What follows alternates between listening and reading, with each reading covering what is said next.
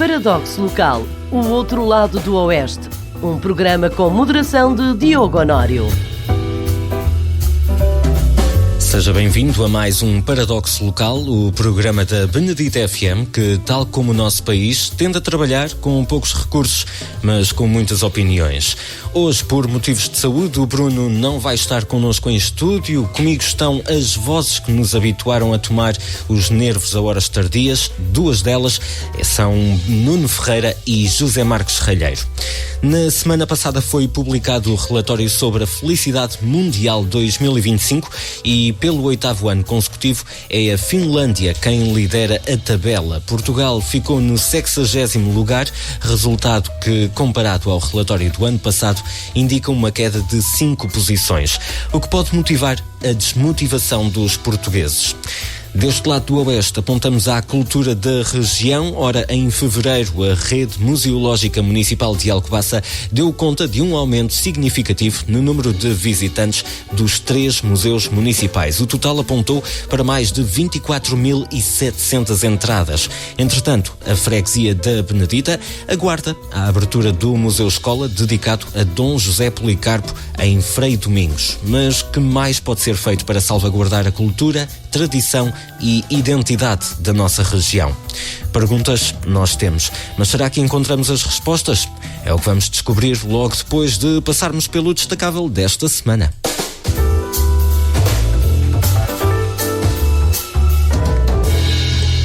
No passado dia 21 celebrou-se o Dia Mundial da Poesia e, na sua sequência, hoje o José quer destacar-nos Fernando Pessoa, o autor da célebre frase "Primeiro estranha-se, depois entranha-se", não é assim?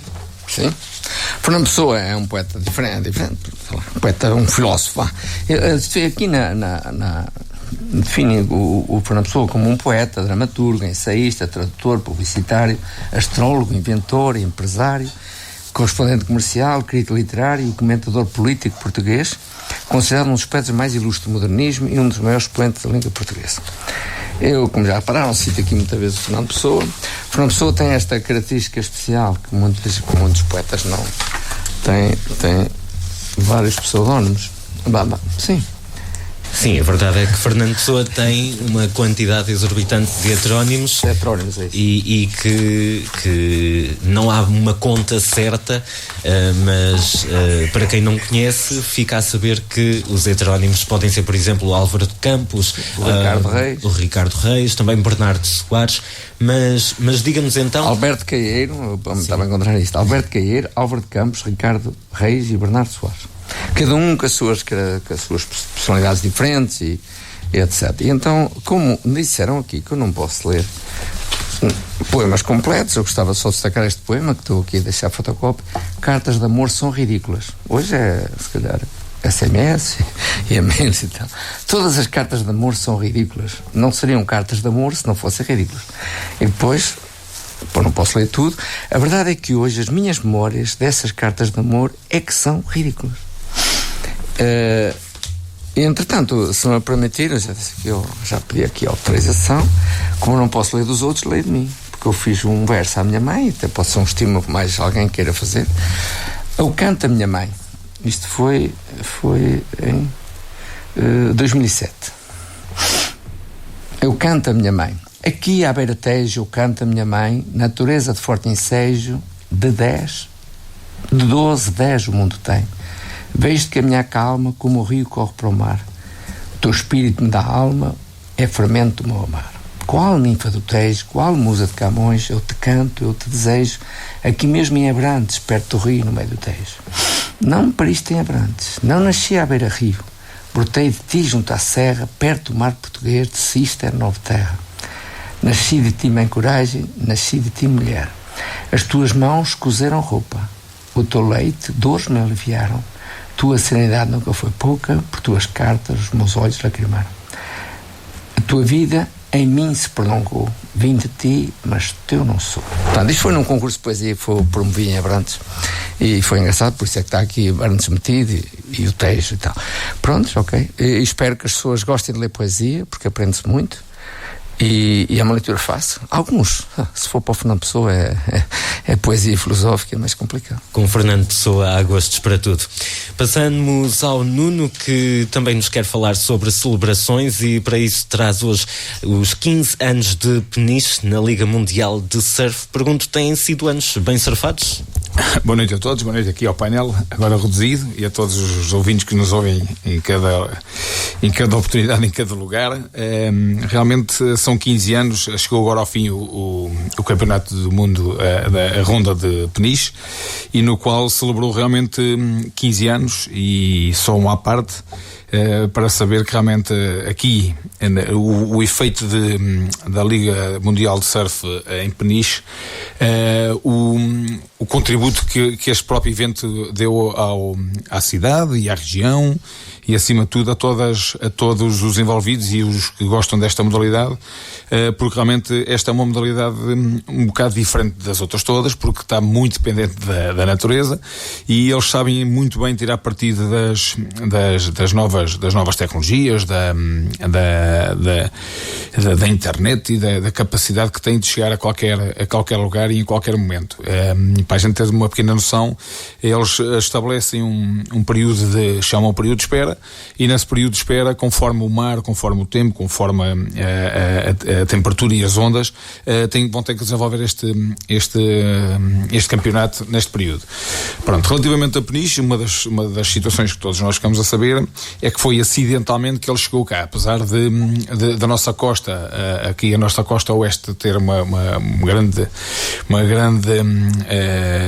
grandes capacidades, e acima de tudo é proporcionada com algumas das formas que fazem realmente deste desporto, e que provavelmente também tem as melhores ondas, segundo eles dizem. Nós, mais a norte, temos a maior onda do mundo, e aqui temos a onda mais completa, segundo se consta, aqui na praia de Supertubos.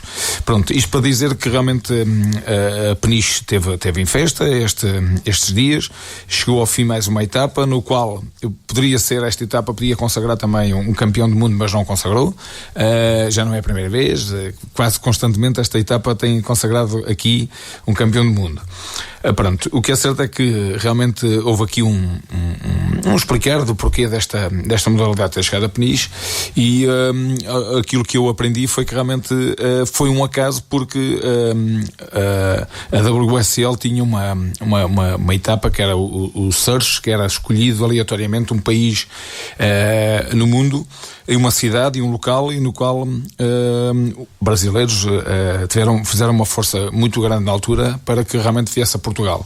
Porquê? Porque Portugal era um país já com bastante tradição no surf, e tinha cada vez mais utilizadores e pessoas a experimentar a primeira vez, e realmente eles, quando cá vieram, a organização já não quis ir mais, porque veio cá para fazer uma etapa porque o patrocinador oficial assim o obrigava, porque realmente era para tentar captar o maior número de jovens e adeptos à modalidade, para que depois os patrocinadores, os que vendem o material, digamos, também tenham o interesse comercial. Quando aqui chegaram, ficaram realmente apaixonados pelo local, pelo tipo de onda, e onde realmente aquilo acontece, e quem tem a oportunidade de lá ir, vê que realmente há o campeonato a decorrer, e há 1001 miúdos na água ao lado, a tentar ou a imitar ou a tentar ver, mas o que é certo é que estão sempre a praticar surf. E nós, em concretamente Peniche, que soube tirar muito bem partido disto, já tem o centro de alto rendimento do surf, há uma economia gigantesca à volta do surf. Tenho um amigo meu que se vai começar a rir quando ele diz que isto é turismo de pé descalço, mas o que é certo é que é turismo de pé descalço, e é na realidade turismo de pé descalço, porque andam sempre descalço, é verdade. Mas o que é certo é que, por exemplo, Ferrel, Baleal, toda a área envolvente vive, já é uma aldeia do surf a nível quase internacional, porque praticamente o ano todo mantém pessoas, estrangeiros, turistas, toda a gente vem realmente ver aquela catedral do surf. Agora, ainda mais, há coisa de uns 10 anos, 15 anos esta parte, temos também a Nazaré com as maiores ondas do mundo, e não há surfista nenhum que venha a Peniche que não queira depois experimentar a onda da Nazaré, e isto faz com que realmente a nossa costa, aquela costa do oeste que no verão não nos abençoa muitas vezes, muitos dias no verão não temos essa bênção do tempo e da temperatura da água, mas por sua vez proporciona outros tipos de desportos que cada vez mais está a trazer mais pessoas à nossa costa, e isso é um bem, é uma mais-valia brutal, e penso que realmente devemos estar todos de acordo que o surf tem sido uma modalidade que tem mantido as nossas cidades costeiras com bastante movimento durante o ano todo. Pronto, lamentavelmente nós estamos no Concelho de Alcobaça e o Concelho de Alcobaça por sua vez também tem zona de costa, temos uma praia que não é tão propícia ao surf, mas há outras modalidades que podem ser praticadas, que é na praia de São Martinho. Eu lembro que numa altura em que o presidente da Câmara de Peniche, que era da CDU, que era o Tosói Correia, ele fez um dia, teve a ousadia de ir fazer paddle surf para São Martinho. E na altura ele estava a decorrer o Campeonato do Mundo, estavam todos os olhos focados em Peniche, todos os olhos focados no presidente, que ele também foi um dos grandes responsáveis de ter feito com que este campeonato passasse para uma, já vai com 15 anos, algo que nunca tinha acontecido numa cidade fora do contexto das grandes ondas, e de um país fora do contexto das grandes ondas, mas que é certo é que ele teve o foco mundial, e quando ele mete uma fotografia nas redes sociais a dizer que estava a fazer paddle surf não numa praia do seu concelho, mas numa praia do concelho vizinho, e ficou toda a gente, onde é que é isso? Porque realmente o paddle surf é uma modalidade mais, quem conhece, é uma modalidade mais de concentração, mais individual, e o que é certo é que realmente aquilo tinha todas as condições e toda a gente ficou maravilhado com as condições, só que Alcobaça e a nossa Câmara de Alcobaça não soube aproveitar essa situação. Também temos outra, mais acima, mais a norte, que é as Paredes de Vitória, que por sua vez tem outro tipo de ondulação, mas por acaso, embora haja atividade de escolas de surf e de escolinhas de surf lá naquela, mas por acaso nunca houve condições de atrair para lá algo inovador, ou algo que realmente colocasse aquela praia e aquela costa na crista da onda, aqui na parte do surf. E lamentavelmente penso que a Câmara de Alcobaça devia de saber aproveitar isto, tendo em conta o foco que realmente está na nossa costa a nível do surf.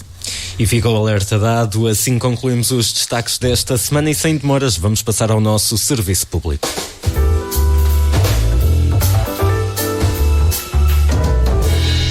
O Centro de Investigação do Bem-Estar da Universidade de Oxford, numa parceria com a empresa de análise Gallup e a Rede de Soluções para o Desenvolvimento Sustentável das Nações Unidas, divulgou na semana passada o relatório sobre a Felicidade Mundial 2025. Ora, de acordo com a SIC Notícias, ele baseia-se nas respostas dadas pelas pessoas em inquéritos onde lhes foi pedido que avaliassem as suas vidas. Citado neste relatório, o diretor executivo da Gallup, John Clifton, diz que a felicidade não se relaciona só com a riqueza ou o crescimento, mas também com a confiança, ligação e o saber que se é apoiado. Sem surpresas e pelo 8º ano consecutivo, a tabela continua a ser liderada pela Finlândia. Na segunda posição ficou a Dinamarca e na terceira a Islândia.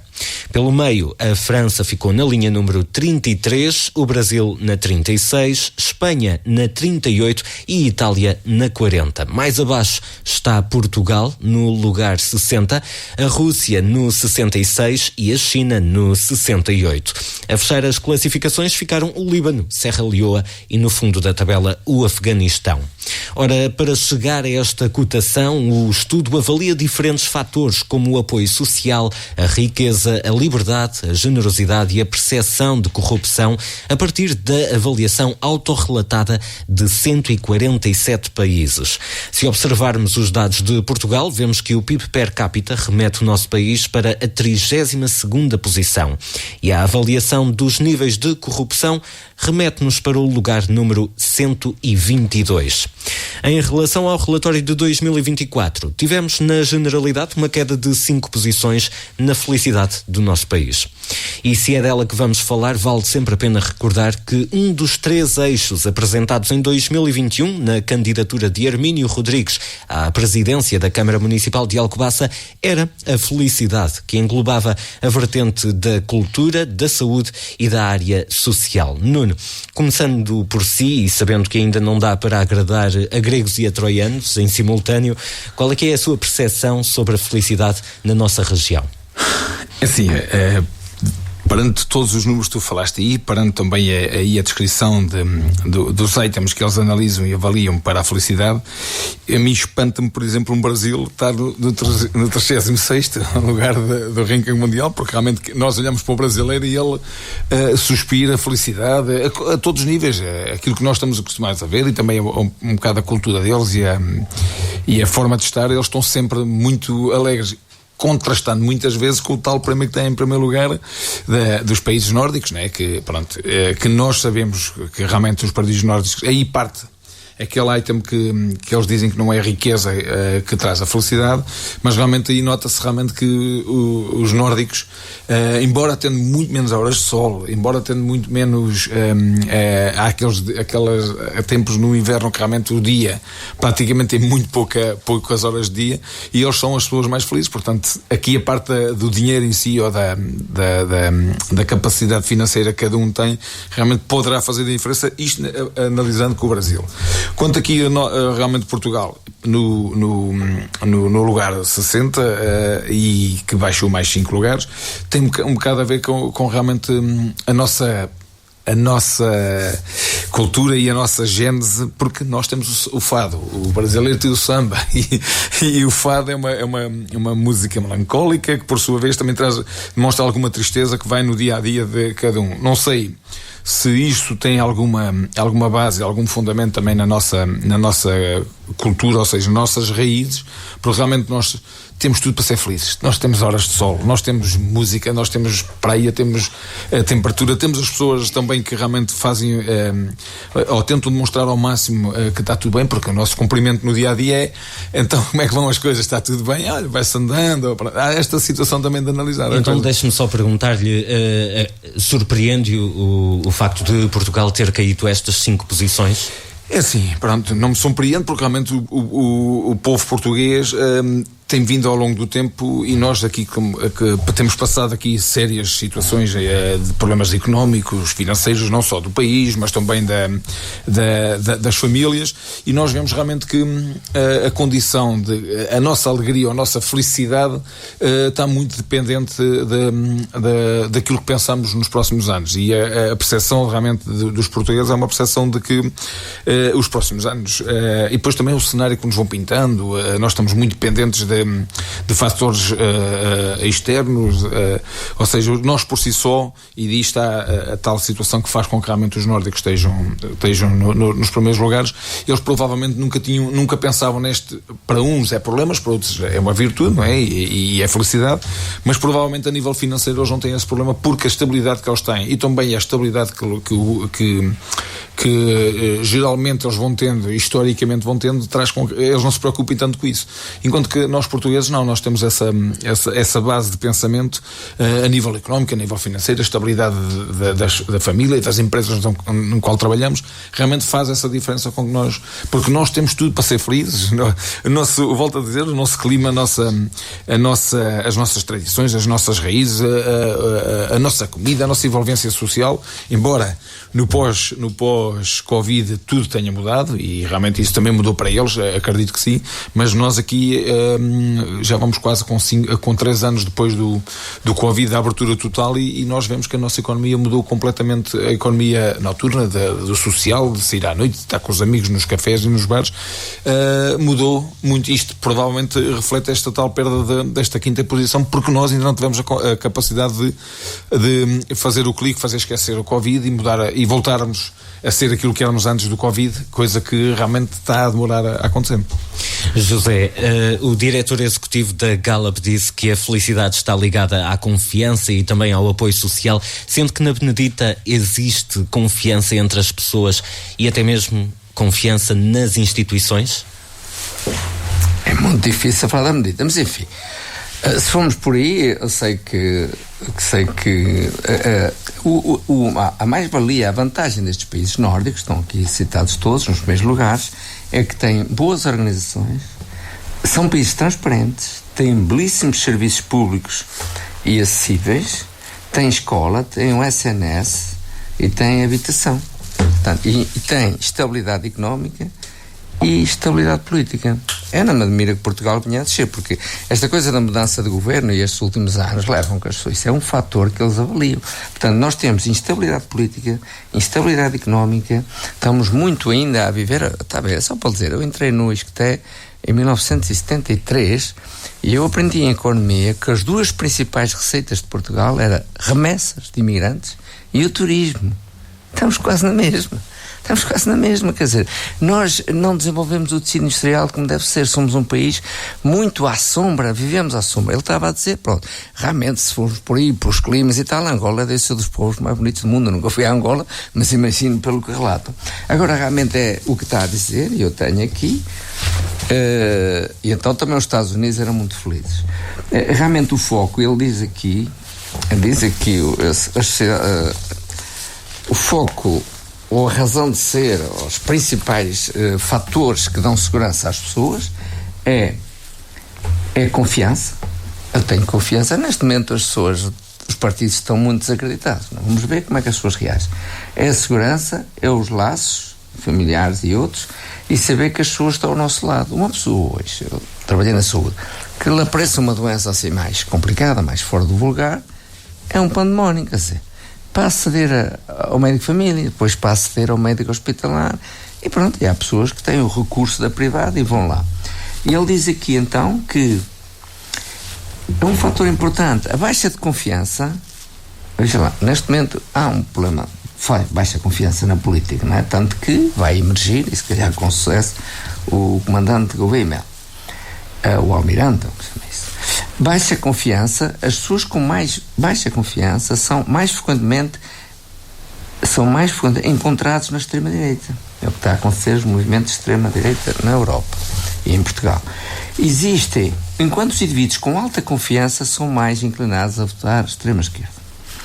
Depois, a história da confiança. E depois é preciso que cuidar e estar com os outros. As pessoas que têm... Só está a falar da Medita, é uma coisa. A coesão social da Medita, não sei o que foi, a Medita evoluiu, já é uma vila, já não sei o quê, já não é aquela coesão familiar, eu vejo, no outro dia já falei aqui, a desagregação da família e os filhos a serem pouco protetores dos pais e às vezes até atrapalham. Portanto, falam aqui também esse tal senhor Sachs, não foi ser isso? Jeffrey Sachs, não é isso? Ele diz que a felicidade está enraizada na confiança, na gentileza e conexão social. Esta coesão, associada a uma rede de segurança social robusta, revelou ser uma das principais características aos países com classificação alta. Ou seja, dá-me a ideia que estes países têm acessibilidade na saúde, têm as escolas, a Dinamarca, até a universidade não se paga, vou dizer que até a Dinamarca, e se calhar a Holanda, não sei, que a pessoa acaba um curso superior e tem direito, tem que procurar emprego, mas assume logo, aqui falam muito, os subsídios, aí uma gente de direita faz uma confusão com essas coisas, a pessoa tem um ordenado mínimo.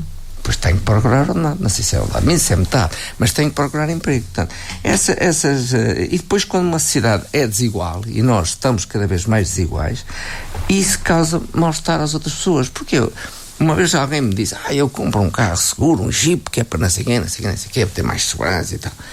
Não sabes é que vais para entrar no Jeep, eu disse-lhe ele, já fui há 30 anos agora, vais para entrar no Jeep, chega-te para o lado que este carro é para mim, podes ficar por aí, fica por aí, que eu não te faço mal.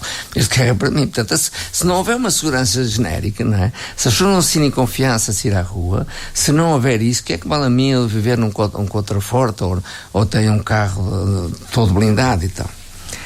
E depois, os cidadãos são mais felizes vivendo onde acham que as pessoas se importam umas com as outras. E muitas experiências de relatos. Eu, por exemplo, assisti, não sei se posso falar nisso, mas eu não gostei muito da última Assembleia do Senado, porque eu vejo que estão a desvalorizar um problema que aconteceu lá. E isso só problemas sendo valorizado na justa medida. Não vale a pena ignorar as coisas. E outros países estão entre os melhores do mundo, é um dos países do melhor mundo para perder a carteira, mas eu acho que em Portugal ainda há muita gente que entrega carteiras. Portugal é um país nessa matéria, nós somos considerados um povo simpático. Agora, o que me diz da Medita não consigo. A Medita tem uma boa escola, A Benedita tem bombeiros, tem GNR, tem piscinas, ainda tem uma série de equipamentos sociais que realmente ajudam à felicidade, ou ajudam a ver melhor. A felicidade é complicado de saber o que é isso. É a qualidade de vida. No fundo, acha que a Benedita tem capacidades para alcançar bons níveis de felicidade, pelo menos na região? Agora, é preciso que essas instituições que eu falei aqui, olha, a Misericórdia, o Centro Comunitário, os bombeiros, a escola, o externato, sejam instituições geridas de forma inclusiva, como fala aquele livro que eu já trouxe aqui, penso eu, porque enriquece as nações. Deixa-me só adicionar aqui que é assim, realmente o Presidente Hermínio meteu esse lema completamente fora da caixa, porque nunca ninguém sabia o que é que ele queria dizer basicamente, mas o que é certo é que realmente nós vivemos num território muito bom, ou seja, nós estamos próximos de tudo e estamos perto de tudo, inclusive o Conselho de Alcobaça, não só estipulando aqui a Benedita, mas o que é certo é que durante muitos anos a Benedita foi provavelmente o território de maior felicidade no nosso concelho, porque nós víamos que íamos para qualquer lado, era um deserto de pessoas à noite, mesmo a restauração, e a gente ficava a Benedita, era um mundo, ou seja, os cafés estavam cheios até mais tarde. Aliás, a minha geração, a nossa geração, íamos sempre para a zona da Foz do Orelho. Estávamos a Benedita até às 11h30 e saímos para a Foz do Orelho, onde havia discotecas, onde havia bares, portanto, a nossa... Onde existia a Green Hill. Onde existia a Green Hill, a antiga Green Hill, que toda a gente foi lá feliz e não sabíamos que realmente a felicidade estava ali, o nível de felicidade estava ali naquele momento, mas realmente o que é certo é que a partir do momento em que a GNR e a polícia começou a controlar mais a ida, aquilo começou a ficar muito mais vazio e os beneditenses ficaram muito mais aqui na vila, e os cafés até abriam mais tarde, até mais tarde, portanto, aquela felicidade que transbordava também numa Foz do Orelho, passamos para cá, internamente para a nossa freguesia. Só que agora vemos realmente que os hábitos de vida, os hábitos de consumo e principalmente os hábitos sociais mudaram pós-Covid, e realmente isto hoje é muito mais triste sair à rua, e a tal Alcobaça, a tal felicidade que o Presidente anunciava lá no lema dele, não se vislumbra, não percebemos qual é que é realmente o que é que o Conselho pode fazer com que seja trazer mais felicidade para as terras e para as vilas e para as freguesias à volta do Conselho. Mas pronto, estamos à espera, que ele ainda vai ter outra oportunidade agora quando for candidato de mostrar novamente. Realmente espero que volte a tal felicidade que nós já tivemos.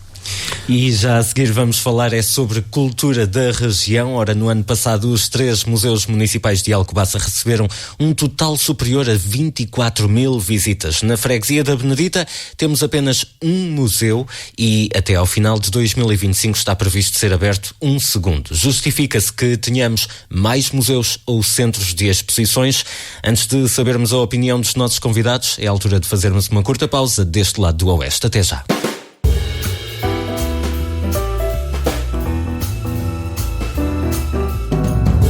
Estamos de volta para a última parte deste Paradoxo Local. Em fevereiro passado, a Rede Museológica Municipal do Concelho de Alcobaça fez saber que houve um aumento significativo no número de visitantes em 2024 nos 3 museus municipais.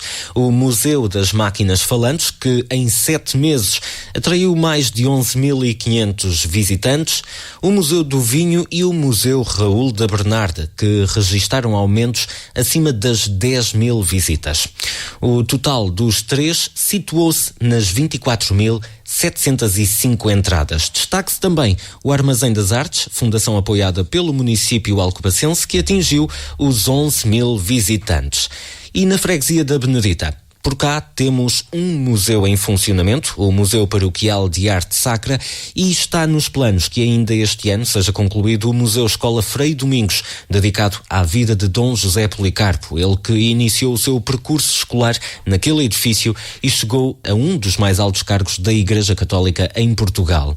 Ora, de acordo com a edição de 16 de janeiro do jornal O Alcoa, vão ser contempladas neste Museu Escola 2 vertentes. atividades, uma que evoca a memória de Dom José Policarpo e outra dedicada ao ensino primário português, fazendo uso da Escola de Frei Domingos como exemplo. Citando o presidente da Câmara Municipal, Hermínio Rodrigues, o artigo notava que, apesar da requalificação do edifício estar concluída, ainda estariam a ser finalizados os trabalhos de museografia, isto é, os elementos que compõem um museu, desde a contextualização aos objetos expostos. O Centro Cultural Gonçalo Chapinho é habitualmente o local que acolhe exposições temporárias na nossa freguesia, o que não significa que seja o único. Também podemos tomar como exemplo as iniciativas na Associação Barafunda, no Safari Café ou no próprio edifício da Junta de Freguesia. Mas, começando pelo José, eu pergunto-lhe, sabendo que já sugeriu noutros programas que a freguesia tivesse um centro de exposições que fosse dedicado à indústria da vila, mas isso pode ser um trabalho que exija tempo, não se faz em apenas um ano. Até lá, como é que acha que o património beneditense pode ser preservado? Bom, nestas coisas é assim, nós temos, eu digo isso, gosto muito de dizer isso, temos que honrar o passado, respeitar o presente e construir o futuro. Os museus são memória. Eu tenho muita pena, não sei se é possível, os encargos que isso tem, mas a Benedita precisa de um museu da sua história, que mete a indústria, mete todo o histórico religioso,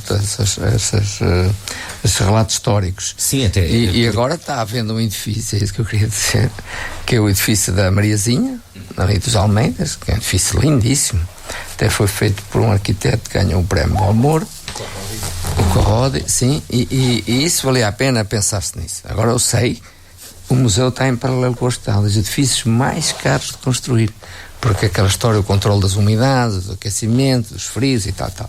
Agora simplesmente está a caminho, temos um museu da igreja, que já vimos que está aberto muito limitadamente, porque é dentro da própria igreja. Exato. Não é? Deixe-me só dizer que o Museu Paroquial de Arte Sacra está aberto apenas uma vez por ano, que é antes da missa de domingo da festa dos padroeiros, e depois terá de ser feito por marcação, mas é possível visitá-lo. Sim. E a Benedita tem um pendor religioso muito forte, acho bem que se envolve isso, até que se crie mais dias possível visita, pronto. Mas, por exemplo, nós temos uma lenda que está, exato, a lenda da Fonte da Senhora, que está apenas na Fonte da Senhora. Por que não trazer essa lenda? Essa Fonte da Senhora, os beneditenses têm que ter um bocado, compreender um pouco a atitude dos beneditenses, ou seja, tínhamos uma igreja, demos cabo dela. A Fonte da Senhora, como eu conhecia, para lá tomar banho, depois o senhor, que era na altura o da junta, punha aquilo cheio de vidros para a gente ir para lá, depois as mulheres chateavam que a gente lá no fundo punhamos o barro todo cá para cima, depois que iam lavar a roupa e tal. De qualquer maneira, destruíram aquela cena com as pessoas iam lá de carro de bois, que eu assisti, buscar água, né, porque não havia água canalizada. Coitados, vamos cá, punham uns bocados de cortiça em cima, assim umas placas, mas coitado, ali naquelas curvas, naqueles buracos, eles chegavam lá, subiam, no fim de subir aquilo tinham 50% de água lá dentro. Mas enfim, agora acho bem que não há uma certa, por acaso é isso, há uma certa, sei lá, falta de respeito pela história, chamemos-lhe assim. Não somos peritos, não somos habituais a respeitar a história. Agora temos este museu que se vai perspectivar, que penso eu que também tem muita índole religiosa, são dois dentro da mesma temática. Podia também honrar os parques todos que vieram por aqui, etc. Não sei se o vai fazer, se não. Mas pronto, é mais um museu. E a Benedita precisava do tal, que eu chamo showroom, mas podia ser até um museu. A Santa Catarina já tem. Santa Catarina tem lá um museu, chamam a cidade das facas, ou cidade dos canivetes, ou cidade das barbalhas. Tem lá essa honra. E nós aqui temos sapateiros, temos a malta da pedra, acho que era muito giro criar aqui um museu que tivesse a ver com a nossa base industrial. As pedras, os sapateiros, os marroquineiros, e as cutelarias. Então, mas deixe-me aproveitar para lhe perguntar, também nos últimos anos têm surgido murais e instalações artísticas na nossa vila.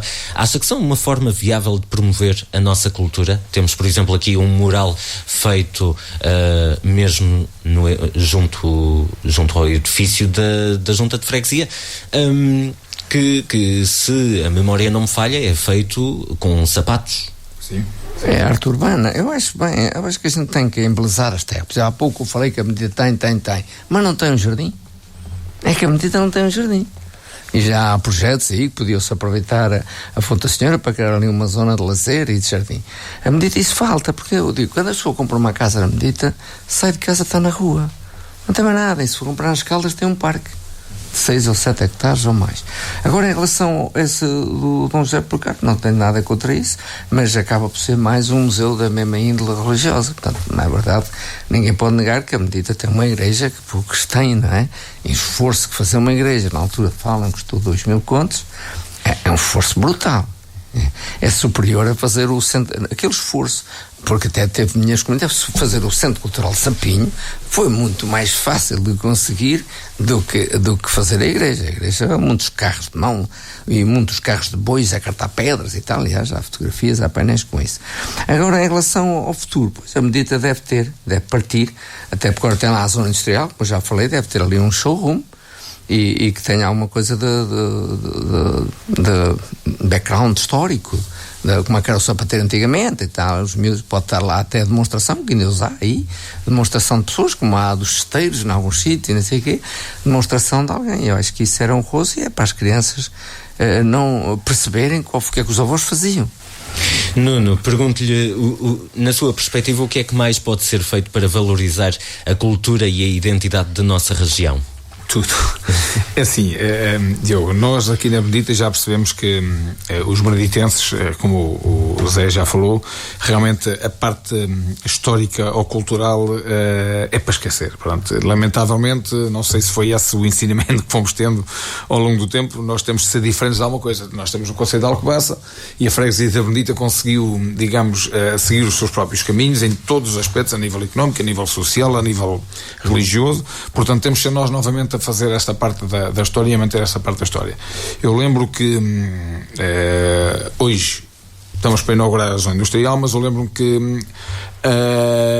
antes da zona industrial havia lá muita história realmente, e que Alcobaça, e que na altura a Câmara de Alcobaça e que os alcobacenses, os historiadores da nossa praça, diziam sempre que realmente que a Benedita não tinha história nenhuma e que a história que havia, a Benedita era uma história muito, era uma vila, um lugar, uma aldeia muito recente e que não tinha história, e daí provavelmente foi isto que nos foram dizendo ao longo dos tempos, e os beneditenses aceitaram isso de tal ordem que tudo o que era histórico e tudo o que poderia ter história realmente e manter a identidade no futuro foi destruído, ou foi banalizado, ou foi simplesmente esquecido. Pronto, eu lembro-me que depois deste levantamento histórico que um conjunto de historiadores, e hoje é assim, isto só para esclarecer um bocado a opinião pública, que dizem que quem andava a escrever isso era miúdos, tinham nascido ontem.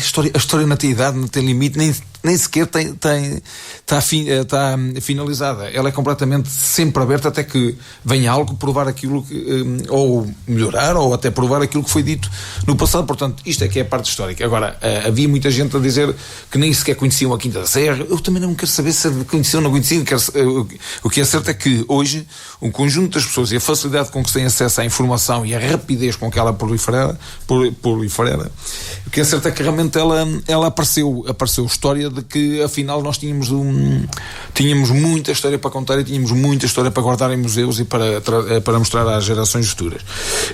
É só para lembrar que neste museu, o único museu que nós temos que realmente é da igreja, porque alguém se foi lembrando e guardando umas peças, porque aquele local que tu chamas museu na igreja nem preparado está para isso, porque até aquilo sofre até de alguns problemas de umidade e daí se calhar provavelmente está fechado a parte do ano todo para não estragar as peças que lá estão e as obras. Mas lá dentro daquele museu está lá uma Nossa Senhora, e eu vou aqui fazer aqui uma pausa para que os beneditenses ouçam. Está lá uma Nossa Senhora que só existe em 5 no mundo, que é do século XV a XVI e de Nicolau Chanterne, 1519. Esse Nicolau Chanterne foi um escultor muito popular em Portugal à época, que fez acabamentos nos mosteiros de Jerónimos, fez acabamentos no mosteiro de Alcobaça e da Batalha. Existe uma Nossa Senhora do Leite na Benedita, só existe 5 no mundo. Isto não aconteceu por acaso, e o que é certo é que na altura daquilo que foi dito e relatado em alguns livros do passado e a forma como ela foi salvaguardada, o que diziam era que na Revolução Francesa houve uma destruição muito grande de tudo o que era santos, e normalmente as pessoas escondiam as peças dentro de paredes ou entre paredes e tapavam-nas, e o que é certo é que elas estavam lá salvaguardadas. Mas existe uma na Benedita. Também existe um pórtico na Benedita que é do século XIII, e a nossa história começou no século XVIII, quando eles contavam, não era? Existe um pórtico do século XIII, portanto havia muita coisa realmente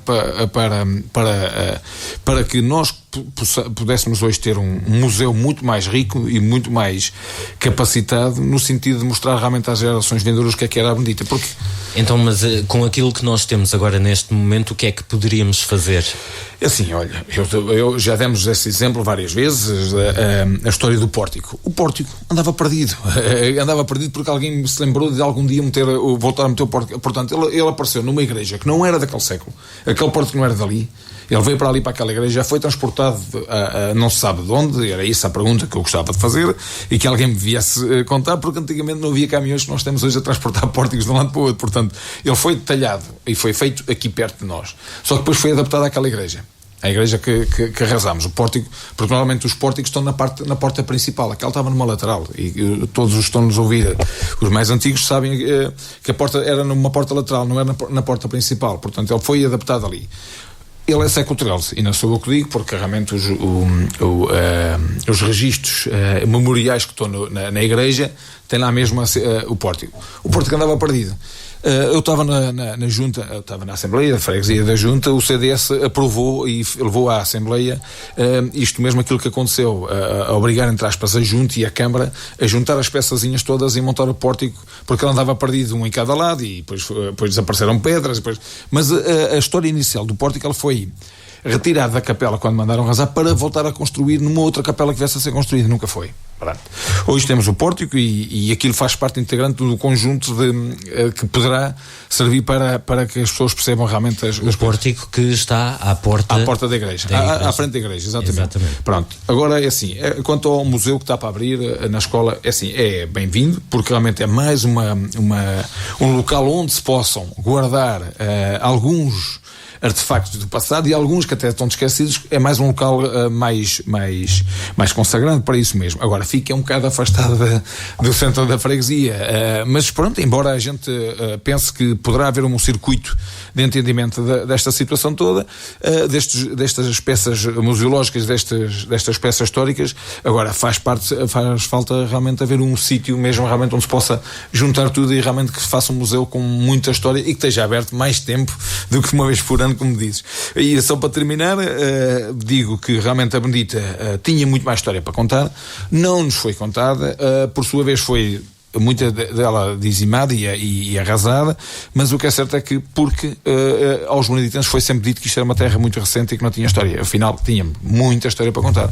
Eu lembro-me que parte da história da igreja da capela da Quinta da Serra está na quinta, na Ruda dos Pisões, porque alguém veio cá comprar, porque ela tinha sido arrasada cá na Benedita. E estamos a caminhar para o final do nosso programa, mas antes de fecharmos, eu gostava de passar ainda pelas vossas notas finais, e começamos aqui pelas notas do José. Uma nota final. Eu hoje fiz um esforço e vi as 4 episódios da Netflix sobre a adolescência.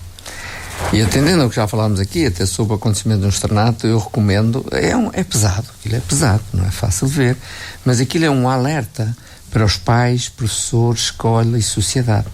Eu acho que a gente tem que perceber os tempos que correm hoje. E os pais, apesar de morarem juntos, podem estar a quilómetros dos filhos. Eles estão noutro mundo. E as pessoas depois, vê-se a aflição daquele pai, porque é uma história verídica, é uma base verídica, quando uma criança de 13 anos mata uma colega.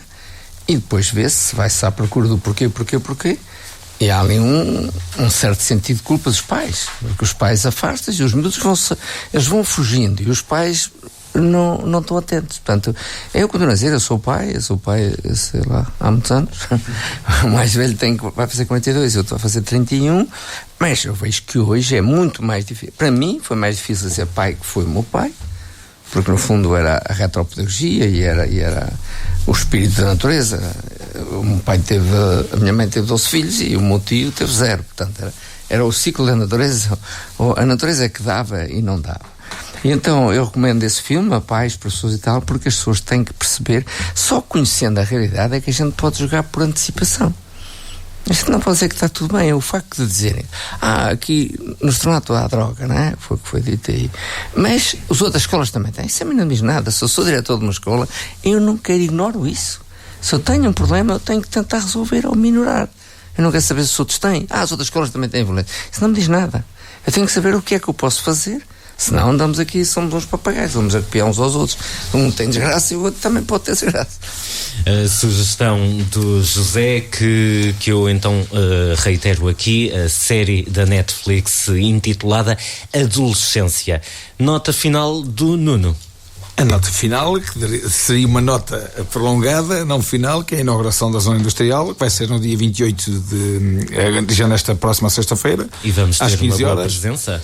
E parece um convite aberto a toda a população. O Presidente da Câmara e a Presidente da Junta fez esse mesmo comunicado. Acho que é um dia grande. Mas provavelmente. É lá ou tem? É lá, está lá uma placa para ser descarregada. Chover, assim? Pois não sei. E com a presença do Primeiro-Ministro, do atual Primeiro-Ministro, ainda em funções do ainda atual Primeiro-Ministro Luís Montenegro. Luís Montenegro. Agora, só uma parte também aqui para terminar, verificamos que realmente tem que avançar já rapidamente esta inauguração e as obras iniciais já. Eu espero que à primeira hora do dia de sábado se veja já as gruas, porque realmente a zona industrial já está fechada há muito tempo e também tem sido alvo de bastante vandalismo. Ao longo do tempo vai-se vendo o vandalismo, já se vê portas arrombadas dos PTs, não sei se é para roubar o cobre, portanto aquilo tem que ter movimento rapidamente e que se acenda as luzes, para que nós vermos aquelas luzes todas acesas, porque realmente veja vida naquela zona industrial, na Aleb, para que realmente isto comece então o novo paradigma da Benedita. E muito bem, assim termina mais um Paradoxo Local, hoje com Nuno Ferreira e José Marques Ralheiro. Apesar de na próxima terça ser Dia das Mentiras, a verdade é que não vamos ter programa. Assim, o nosso encontro fica marcado para a outra terça-feira, dia 8 de abril, depois das 22 horas, para uma nova análise ao outro lado do Oeste. Até lá, fique bem. Paradoxo Local, o outro lado do Oeste. Terças às 22 horas, com repetição ao domingo, ao meio-dia. E a qualquer hora em podcast em beneditefm.pt.